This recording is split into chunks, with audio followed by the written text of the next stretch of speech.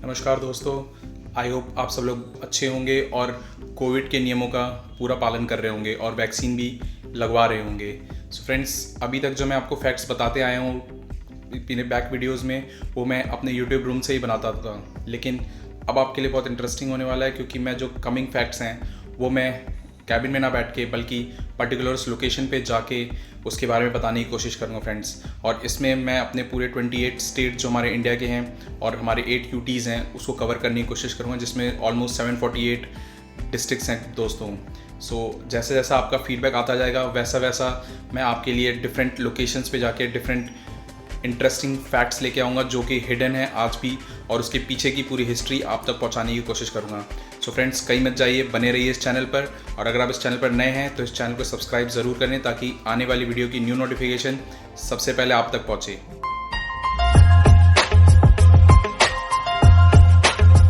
तो फ्रेंड्स, आज मैं कवर करने वाला हूँ दिल्ली की वो लोकेशंस जो मोस्टली आप लोगों ने विजिट की होगी। अगर आप लोग दिल्ली के हैं तो रोज़ ही देखते होंगे, और अगर आप दिल्ली से नहीं हैं तो आपने दिल्ली में आने पे ज़रूर वो लोकेशन घूमे होंगे। लेकिन आपको जो मैं जिस एंगल से ये आज की वीडियो दिखाने वाला हूँ वो कुछ अलग ही लेवल की होने वाली है दोस्तों। सो कहीं मत जाइए, बने रहिए इस वीडियो में।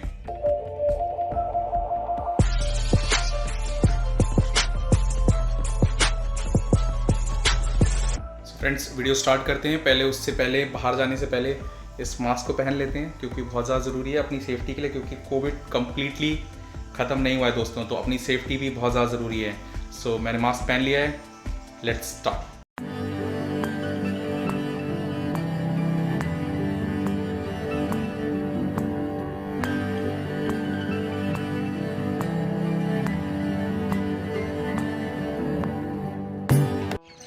हेलो फ्रेंड्स, आज मैं कुतुब मीनार आया हूँ। बेसिकली ये उसकी एंट्री है। एक्चुअली में यहाँ पे ट्राईपैड ऑन ऑल अलाउड नहीं है, बैग भी अलाउड नहीं है, ये सब चीज़ें बाहर ही जमा कर दी जाती है।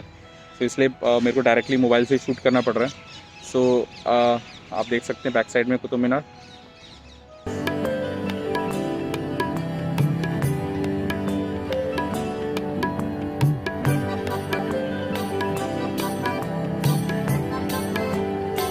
अब आप सोच रहे होंगे कि इसमें बताने लायक क्या है। इधर तो सबको पता है कि कुतुबुद्दीन ऐबक ने इसे बनाया था, ये लॉन्गेस्ट एंड ऑल सब कुछ आपको पता है। लेकिन फ्रेंड्स, आपको जो मैं आज अननोन फैक्ट्स बताऊंगा आप सुन के हैरान हो जाएंगे।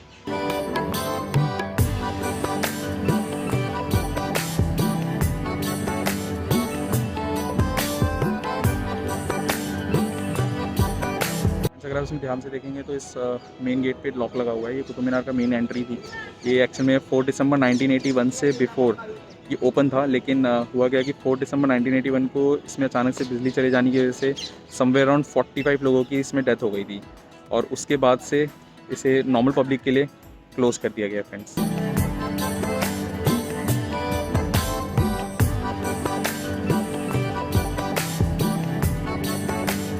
मैं आपको बताना चाहूँगा कि ये बिल्कुल सही है, कुतुबुद्दीन ऐबक ने इसे स्टार्ट ज़रूर कराया था। लेकिन फ्रेंड्स, आप लोगों को क्लियर करना चाहता हूँ कि कुतुबुद्दीन ऐबक जो हैं वो बेसिकली इसका बेसमेंट ही बना पाए थे। उसके बाद उनकी डेथ हो गई थी, और उसके बाद आने वाले जो उनके उत्तराधिकारी राजा थे इल्तुतमिश, उनने बेसिकली इसके 3 फ्लोर बनाए थे, जिसका फुटेज मैं आपको दिखाऊँगा अभी थोड़ी देर में।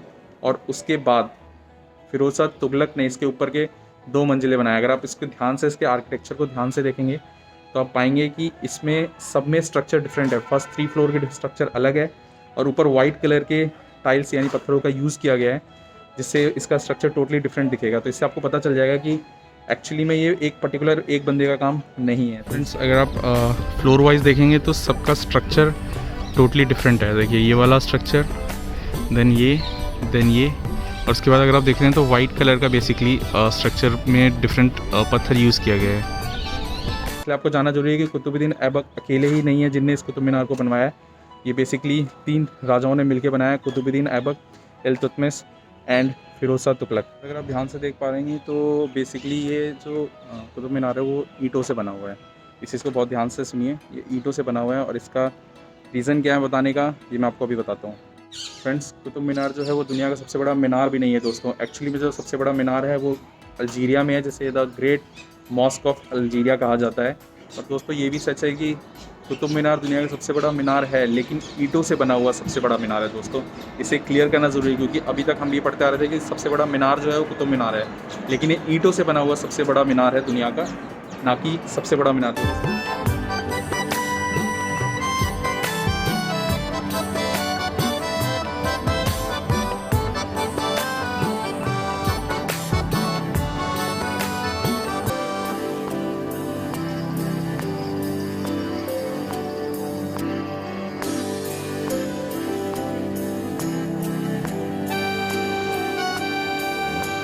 फ्रेंड्स ये जो बैक साइड में आप पिलर देख पा रहे हैं, अब आप सोच रहे होंगे कि इस पिलर का भी हमें पता है कि इसमें कभी जंग नहीं लगता। तो फ्रेंड्स ये तो सबको पता है, लेकिन क्या आपको पता है कि इसका रीज़न क्या है, बेसिकली इसमें जंग क्यों नहीं लगता है?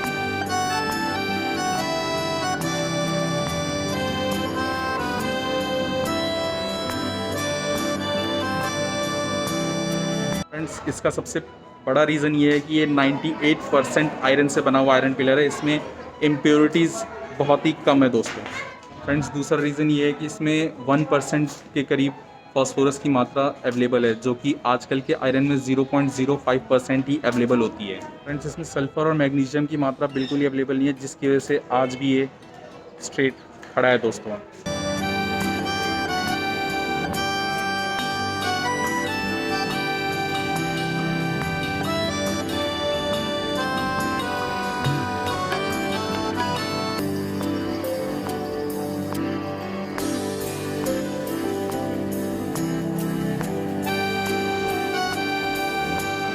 फ्रेंड्स अगर आप ध्यान से देख पा रहे हैं तो इस समय मैं कुवैतुल इस्लाम नामक मस्जिद जो इधर पे ही बना हुआ है उसमें खड़ा हूँ।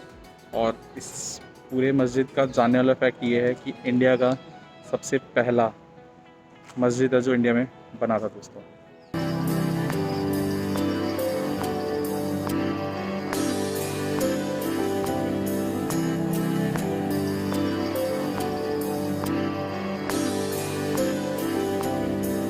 फ्रेंड्स ध्यान से देखिए, मेरे जस्ट पीछे ये अलाई मीनार है। ये बेसिकली एक इनकम्प्लीट इंफ्रास्ट्रक्चर है, अगर आप ध्यान से देखें यहीं पे जाके क्लोज हो जाता है। फ्रेंड्स इस अलाई मीनार की जो शुरुआत है वो अलाउद्दीन खिलजी ने की थी, और उसका मन था कि ये कुतुब मीनार से भी ज़्यादा ऑलमोस्ट डबल साइज़ का ये मीनार बनाना चाहता था।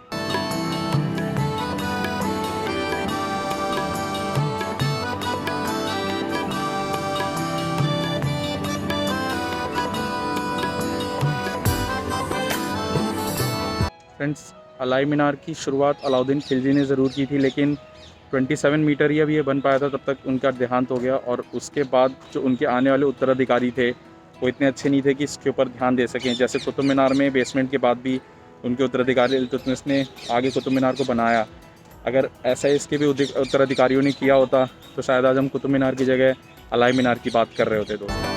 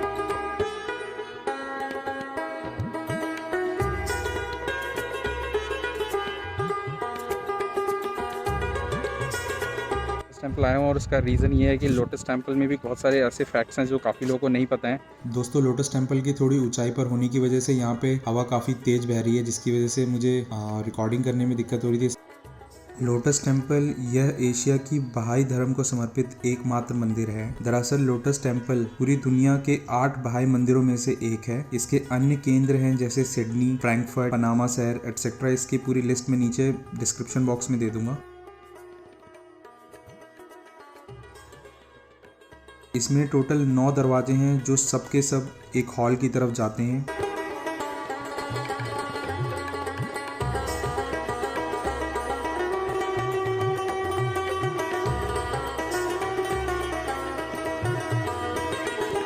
और इस हॉल में लगभग एक बार में 2500 लोग आ सकते हैं। हालांकि इन सभी मंदिरों में एक विशेष टाइप का केंद्रीय गुंबद होता है जो कि इस दिल्ली के लोटस टेम्पल में उपलब्ध नहीं है। दोस्तों कोविड के चलते लोटस टेम्पल के अंदर की एंट्री क्लोज की गई है, इसीलिए सारी फुटेजेस मेरे को बाहर से ही निकालनी पड़ रही है।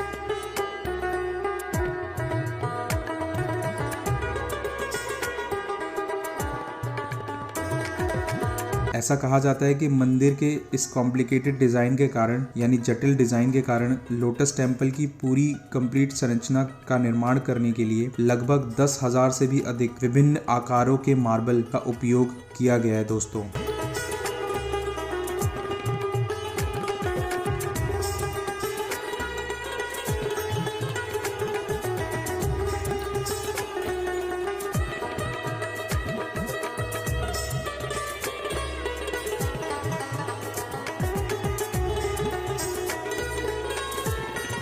चूँकि बहाई धर्म किसी पर्टिकुलर मूर्ति या छवि की पूजा का पालन नहीं करता है, इसलिए मंदिर के भीतर आप देख सकते हैं कोई भी तस्वीर या मूर्ति नहीं है और यहाँ पर विशेष कर कोई प्रार्थना या वाचन भी नहीं होता है दोस्तों। और इस मंदिर में किसी तरीके का कोई संगीत भी नहीं बजाया जा सकता है।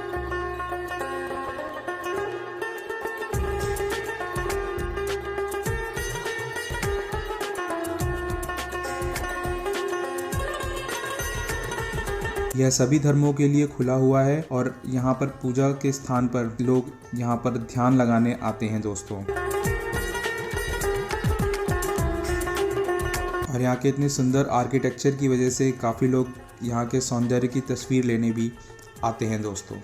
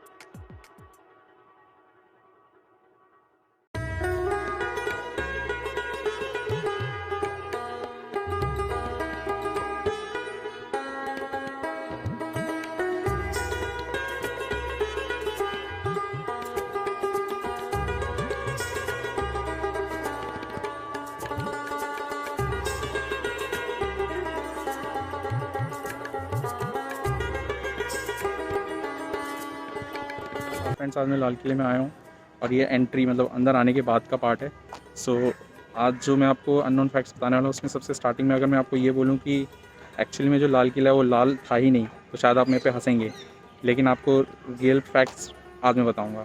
फ्रेंड्स एक्चुअली में इंडियन आर्कोलॉजिकल सर्वे के अकॉर्डिंग ये कहा जाता है कि लाल किला यानी रेड फोर्ट जब बेसिकली स्टार्टिंग में 1648 में बनाया गया था तब ये वाइट कलर का था। इसका रीज़न ये था कि लाइमस्टोन से बना हुआ था, लेकिन ड्यूरिंग ब्रिटिश रूल जब इसका कलर डिस्कलर होना स्टार्ट हो गया था तो इसलिए ब्रिटिश ऑफिशियल्स ने डिसाइड किया कि इसको हम रेड कलर्स में कन्वर्ट कर देंगे, इसलिए इसका नाम आगे चल के रेड फोर्ट रखा गया और इधर के लोकल लोगों ने इसका नाम लाल किला रख दिया। अगर आप मैक्सिमम इंफ्रास्ट्रक्चर देखेंगे इनसाइड तो वो आपको वाइट ही नज़र आएगा।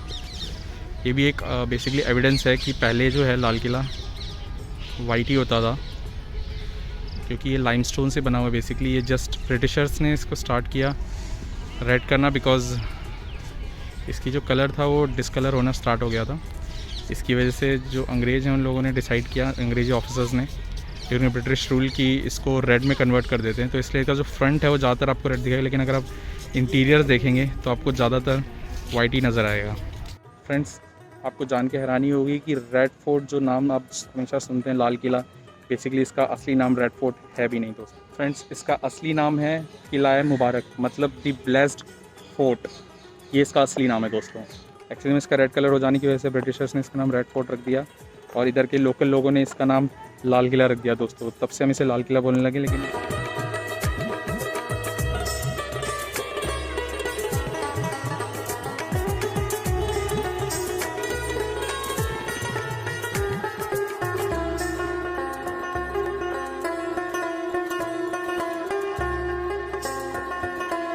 फ्रेंड्स आपको जान के हैरानी होगी, जो कोहिनूर डायमंड आपने काफ़ी बार सुना होगा, ये बेसिकली इंडिया के इस रेड फोर्ट का ही एक पार्ट था। अगर आप बैक साइड में देख पा रहे होंगे, ये जो थ्रोन है, जो सिंहासन है, यहीं से राजा बैठा करते थे इधर पे। इसी का एक फर्नीचर का एक पार्ट था कोहिनूर डायमंड, जो कि ड्यूरिंग ब्रिटिशर्स रूल के टाइम पे ब्रिटिशर्स इसे बेसिकली यूके यानी लंदन ले गए।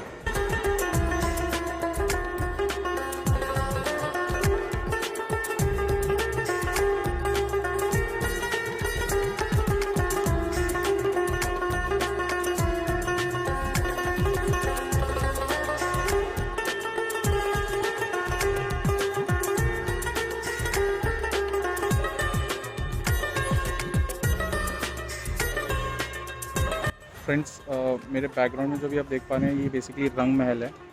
और कहा जाता है कि इसके जस्ट बैक साइड में पहले यमुना नदी बहती थी, और यहाँ पे एक बैक साइड में यहाँ पे फ्रंट में वाटर डोर भी है, जिसे जल द्वार कहते थे। शायद मेरे ख्याल से तीसरा सबसे छोटा गेट है जहाँ से एग्ज़िट किया या एंट्री किया जा सकता था, लेकिन due to change of course of river, Yamuna नदी का जो कोर्स है वो बेसिकली चेंज हो गया, वो किसी और तरफ जाके बह रही है, तो इसकी वजह से अब बैक साइड में पूरा एरिया क्लियर हो गया। इसकी फुटेज मैंने काफ़ी रिक्वेस्ट करके निकलवाई है। उसमें इसके बैक साइड में आप देखोगे तो थोड़ा सा ग्रीनरी है, उसके जस्ट पास हाईवे पर कंस्ट्रक्ट कर दिया गया है।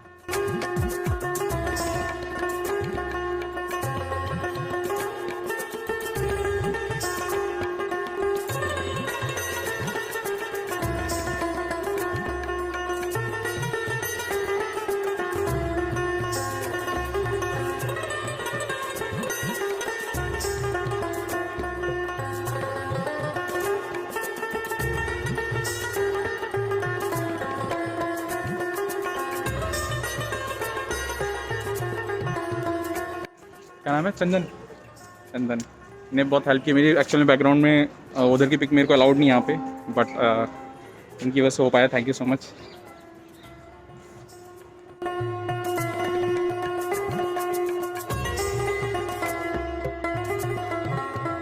जिस जल द्वार की मैं बात कर रहा था, बेसिकली वाटर डोर, ये बेसिकली वही डोर है जिसके थ्रू बैक साइड में पहले यमुना नदी बहती थी, लेकिन रिवर का जो कोर्स है चेंज होने की वजह से अब बैक साइड में कुछ ऐसा नहीं है, और इवन ये डोर भी क्लोज़ कर दिया गया है।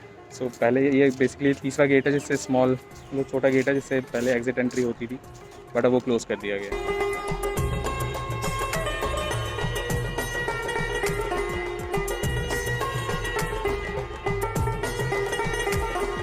दिल्ली गेट लाल किले का है।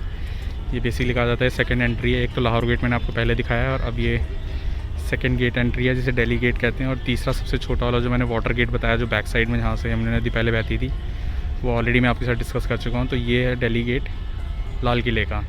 ये मेन दिल्ली गेट नहीं है। ओके,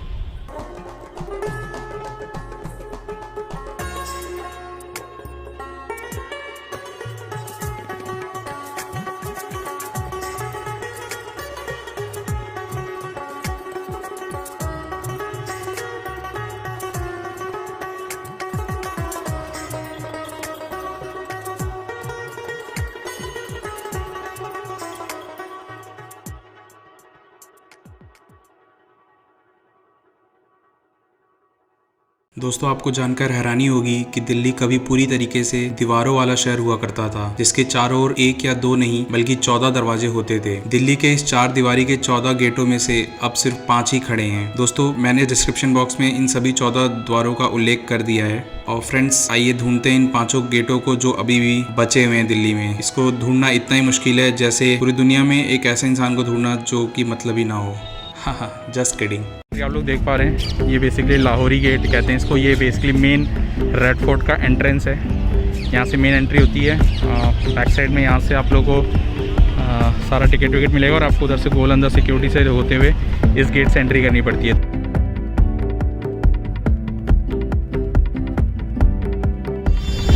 ये बेसिकली दिल्ली गेट है, ध्यान से देख सकते हैं आप। ये बेसिकली दिल्ली की तरफ खुलता था, इसलिए इसको दिल्ली गेट बोलते हैं। दिल्ली सिटी की तरफ खुलता था ये गेट। बहुत बुरी कंडीशन हो रखी है इस समय इसकी।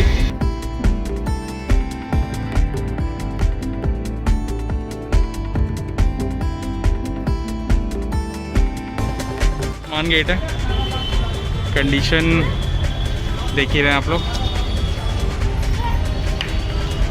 यहाँ पे एक गार्ड भी हैं। भैया, अंकल आपका नाम क्या है? हाँ, राजेंद्र। तो ये इनकी सेफ्टी के लिए यहाँ रखा हुआ है ताकि ये सब लोग आगे से और ख़राब ना करें।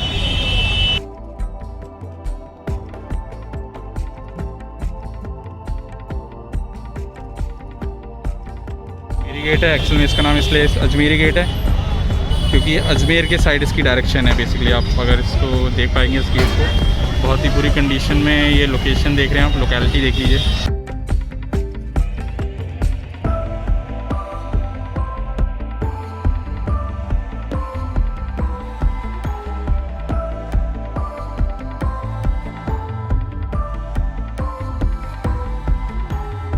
तो ये कश्मीरी गेट वाला ये गेट मिल गया फाइनली, और ये कश्मीर के साइड इसकी डायरेक्शन है, इसलिए इसका नाम कश्मीरी गेट है।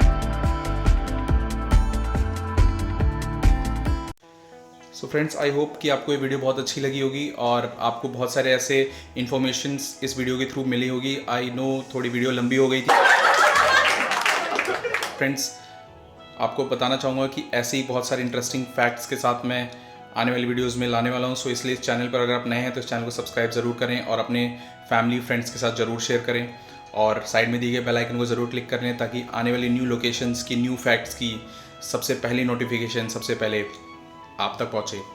नमस्कार दोस्तों।